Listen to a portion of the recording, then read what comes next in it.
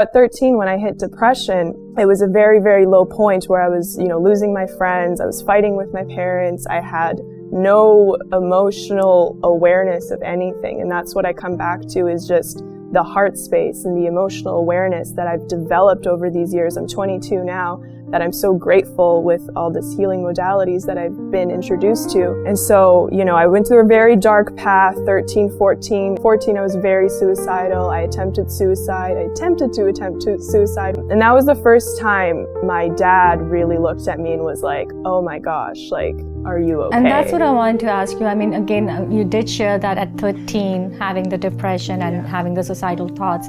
What effect did it have on your parents, though? Yeah, it was huge, because they have no idea what mental health is. They don't know what depression is. For them, they've been through war. They've been through all the trauma you can think of. They were poor. They had nothing. And so for them to see a daughter who's growing up in this amazing land with so much freedom and opportunity, they didn't understand. Why are you depressed? You have everything you want.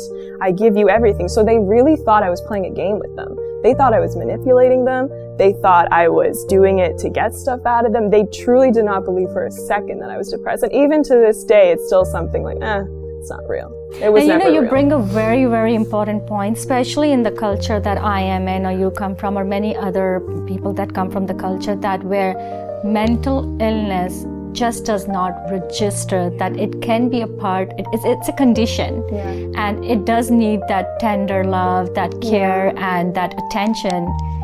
So it's how do you deal with it then? Exactly. Especially when your parents are having difficult time understanding what it is. Yes. And I think the difficulty is just because there is no emotional awareness.